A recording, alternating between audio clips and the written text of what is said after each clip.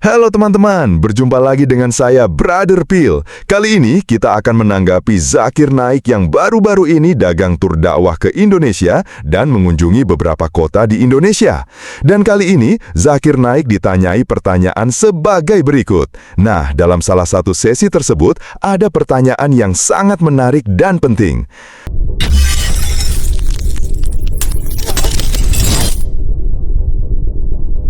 Kalau dalam Quran dikatakan tidak ada paksaan dalam beragama, mengapa dalam hadis orang yang murtad justru dihukum mati? Bukankah ini bertentangan?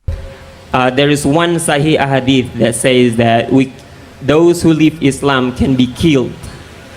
And doesn't it contradict to the Quranic verse that La ikraha fid din, there's no compulsion in religion? So how do you reconcile that? Thank you.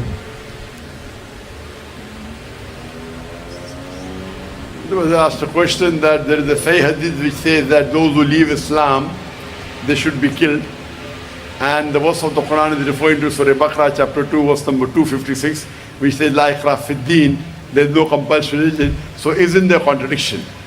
When Allah says in the Quran there is no compulsion in religion, means you cannot force anyone to accept Islam at the point of the sword. You cannot take a gun and tell him accept Islam. You can't take a sword. So then you cannot force anyone to accept Islam. That is true. So if you force anyone to accept Islam, it is haram. That is another question. That once you accept Islam, you have agreed to follow the rules and regulation of the religion.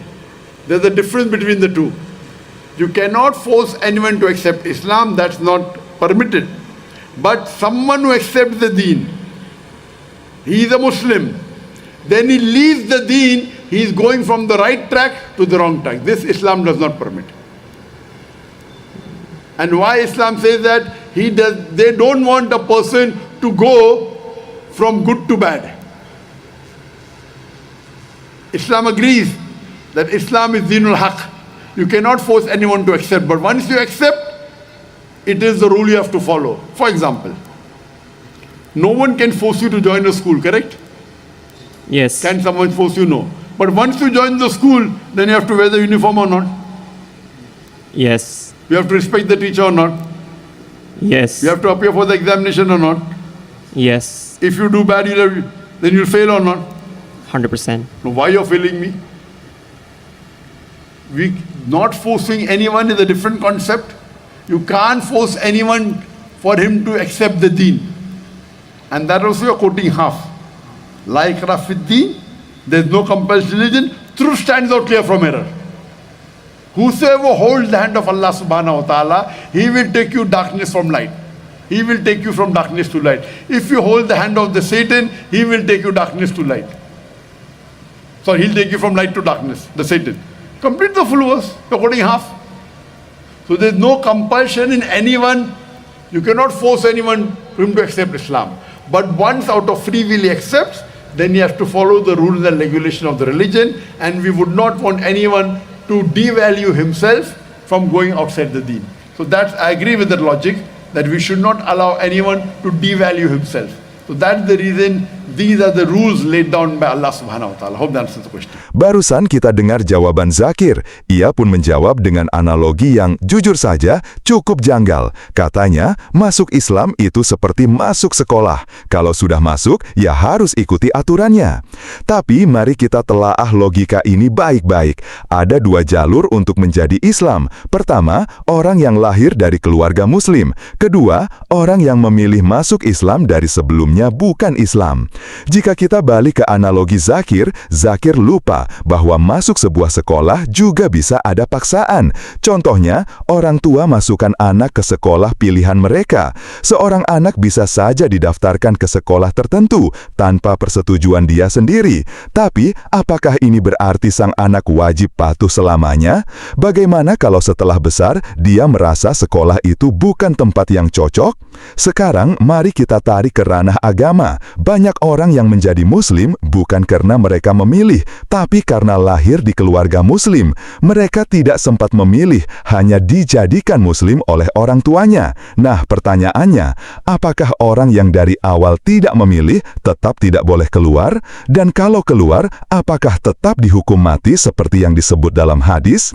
Kalau begitu, di mana letak prinsip tidak ada paksaan dalam beragama?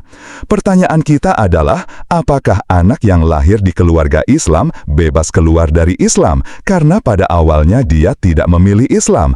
Apakah hadis tadi berlaku bagi mereka? Kita pindah ke golongan kedua, yaitu mereka yang non-Muslim masuk Islam. Zakir sebelumnya juga mengatakan bahwa bagi non-Muslim, di mana menjadi Muslim cukup dengan 2 kalimat syahadat, percaya kepada Allah dan Muhammad sebagai Nabi. Simple bukan? Do you believe Jesus also to be a messenger of God? Bapak percaya Jesus ada juga adalah utusan daripada Allah? Ya, saya percaya. MashaAllah. That means you're a Muslim. To be a Muslim, you have to follow 2 things. Believe that there's one God and believe Prophet is a messenger of God. Muhammad sallallahu alaihi wasallam messenger. Would you like to accept Islam? Bapak nak masuk Islam hari ini? There are 2 things you have to do minimum, brother. If you believe there is one God, and if you believe Prophet Muhammad is a messenger of God, that means you're a Muslim. Later on, the practice will come slowly, one after the other. If you believe in these 2 major principles, 2 major pillars, you can enter the fold of Islam. Kalau Bapak percaya 2 perkara, yaitu Allah adalah Tuhan dan Nabi Muhammad adalah pesuruh, artinya Bapak sudah Islam.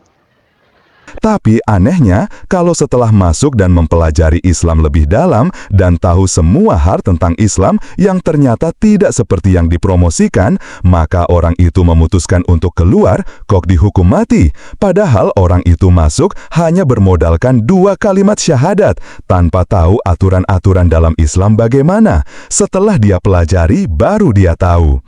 Ini kok terdengar seperti promosi produk, bergabung gratis, keluar bayar mahal, seperti iklan dengan tulisan syarat dan ketentuan berlaku yang ditaruh di pojok bawah dengan font super kecil. Orang sudah keburu beli, ternyata aturannya merugikan. But why do I need to be punished? Why do I need to be killed if I want to leave Islam? If you take admission into the school, then you'll fail. Why should I be failed? Why Sorry. should you be failed? In this, there are 2 views. One view is a person like in a country. You know there's something like treason? You know treason? No. Treason means you are selling the secrets of the country to the enemy.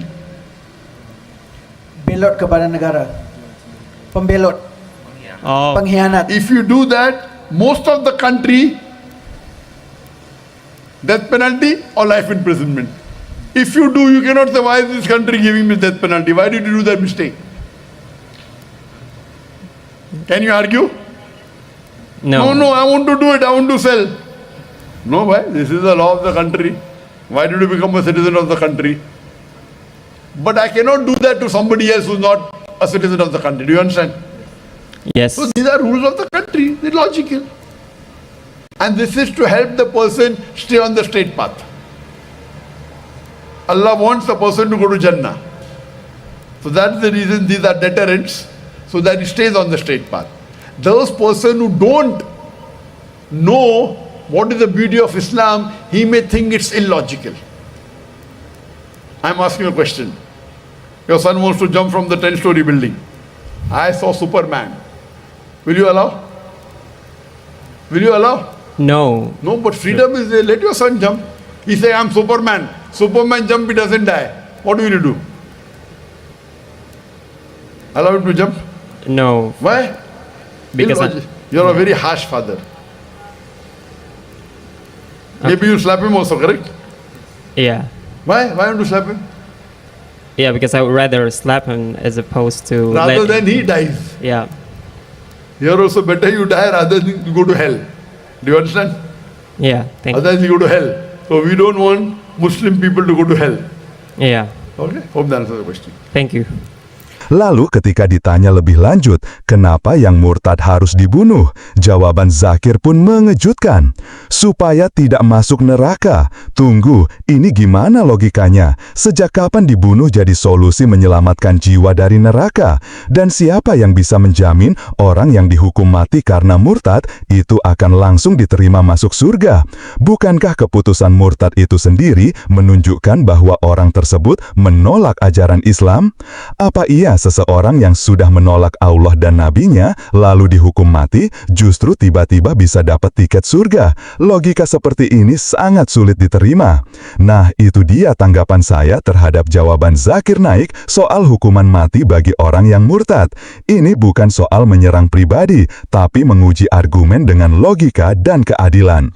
Terima kasih sudah menyimak. Tetap berpikir kritis, jangan asal telan mentah-mentah. Sampai jumpa lagi di video berikutnya. Tuhan memberkati. Yang mau dukung channel Pil Pahit, silakan scan QR Code ini atau klik link di kolom komentar. Terima kasih.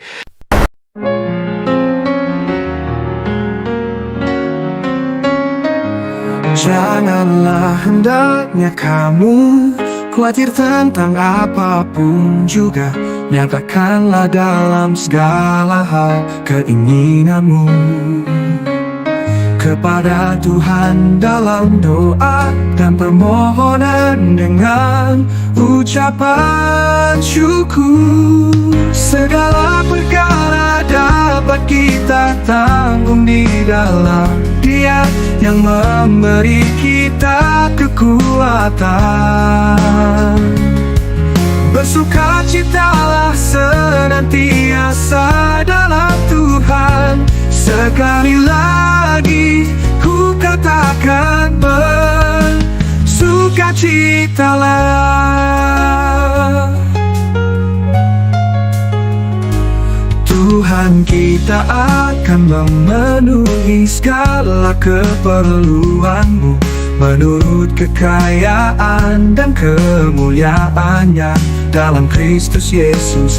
Dimuliakanlah Allah dan Bapa kita selama-lamanya.